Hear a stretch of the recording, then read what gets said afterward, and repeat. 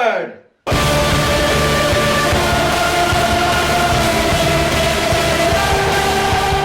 Pixar latest animation is overrated.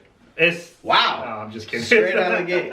No, it's starring Tom Holland and Chris Pratt, correct? Yes. With what's her name? Octavia Spencer She's and in Julie Louis-Dreyfus. There you go. She's in Seinfeld, if you don't know her, and Vice. Or Veep. Veep. Anyway, Anyways. this is an IMDb. This is Movie Nerds Alert. We're gonna talk about Onward. What did you think of this film? I was not excited to go see it. Why? I'll be honest. Really? Yeah, because like I saw the trailer, I was like, oh, that's a cool concept. Not really much of an adventurous, nerdy type guy. Like it has that Lord of the Rings, Yeah. no interest. The Hobbit, no interest. Like You stuff don't like like- that. Like Game of Thrones, no interest. Wait, Like, wait. I'm not that kind of guy. You don't like Lord of the Rings? Nah, dude, sorry. Oh my gosh. who are Overrated. you? I don't know about that.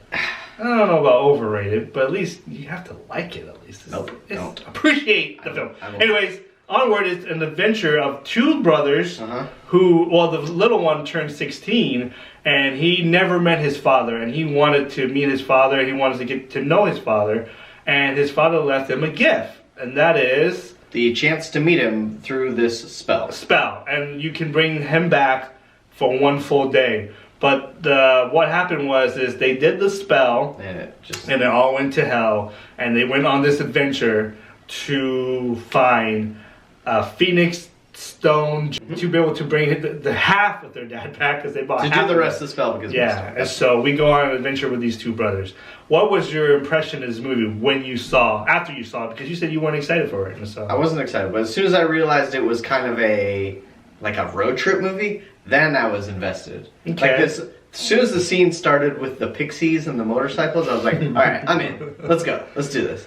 I was kind of annoyed. This is like my only gripe with this movie is Chris Pratt. I'm kind of over the whole lovable idiot typecast that he has. I'm like, just like, you can change it up. It's okay. I can see that. He wasn't like that in Magnificent Seven, or He kind of was. he was just maybe he was. I'll give you Passengers, but that's about it. Pastor was horrible. Anyways, I agree. I thought Chris Pratt was fine. I don't think he was an idiot. I just think that people misunderstood him, and that they don't understand that what his passion is like just like you. You know, people probably think you're an idiot, but you don't know your passion. I liked his character. I wasn't a fan of. You know what was annoying was Tom Holland's character. Because he was playing Tom Holland? Yeah, it was annoying. I didn't want him to be like. I don't know. You didn't want him to be Peter Parker. Yeah, it's almost like this is what Peter Parker is supposed to be like in Spider-Man, like this nerdy, can't talk. But I don't know, it was basically the same character that I saw, which it didn't pull me out of the movie. I just thought it was if we're gonna go saying that Chris Pratt's annoying in his eyes, I thought Tom Holland was annoying in this one, and so That's fair.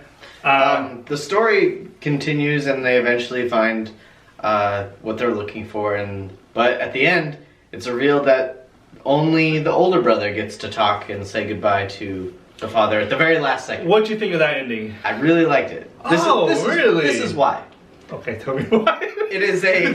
That was a really passionate. This is why. So in Pixar movies, there's always some kind of like subtext and some lesson that you need to take away, right? Am I right? Yeah, okay, I'll let you go. Go. And so Tom Holland character like never got to meet his dad, but the other guy Barley, the older brother, he did. And the life lesson I took away from this is that like not all kids that didn't get to meet their dad, they're not really gonna get that chance in life. That's just a harsh reality. Once you're gone, you're kind of gone in the non-religious aspect, but that's just how like life is. You're not gonna get a second chance, and that sucks. But you do have your brothers, you do have your sisters, you do have another parent if you do have that. You have your grandparents, you have others you can rely on. And to me, I really appreciated that because that's the reality of life. Okay. That's why. I get that point, or your point of view, but the entire movie was about him wanting to see the dad again. Sure. And I hate it. That's the point though. But you're not going to be able to. But the whole point, that sucks. Okay, I get that part. You liked Frozen too. I do like Frozen. I do. Okay. This is what bothers me about this ending. Like, I get when he pulled out the list, the first thing I saw was like, he did all of that. And I turned to my wife, I was like, he did all that. We're going to know he's going to so you ruined it for Whitney. Okay. No, even she figured out, because all those things he did, he drove a car, what's the list that he had? And I'm like, well, he did all those things. So it wasn't that he wanted the whole entire movie. He realized it, though. He realized it. But at the same time, the whole entire movie was about him wanting to see, not just see his dad, and wanting to be around his dad. And I thought that they could have done it in a way where maybe both of them, why can't both of them see him? Because that's not the point that drives my point home. I get that, but the whole movie was driving to that point that he wanted to see. Do you know? All the time. It was a plot twist. Maybe the movie wasn't about that the whole time. It was about finding joy in the journey with the brother or the sibling that you have. Okay, maybe I'll give Grow a heart, Grinch. I do like this movie, by the way. Was there anything else? Was there anything that you didn't like about this movie? Just the Chris Pratt thing. I thought it was kind of long, to be honest. Yeah, it was. It was. I thought it was. I thought it kept dragging on. Once I thought they were gonna get the stone, then they went back to the high school. That one scene with him calling his brother to screw up, I thought that scene didn't need to be there because they kind of already addressed that part with that part. So I thought that was kind of throwaway. What my favorite scene is when he fights that big dragon. When he becomes his own, when he becomes the wizard. The wizard, and the way that animation is, the way the fight scene is, I thought that was incredible. I liked that part a lot, and so I thought it was an okay movie. I didn't think it was. Give it a rating. I give this probably Netflix. Netflix, okay. Yeah. I'll give it a Blu-ray. Yeah. I like this movie. You would. There was an emotional aspect to. Paul mentioned that he has a brother. I don't. I grew up.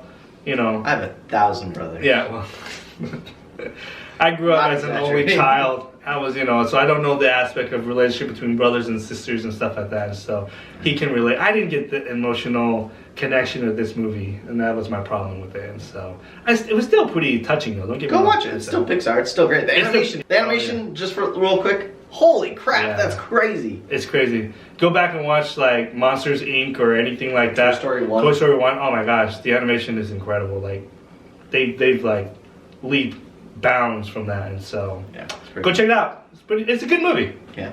Later.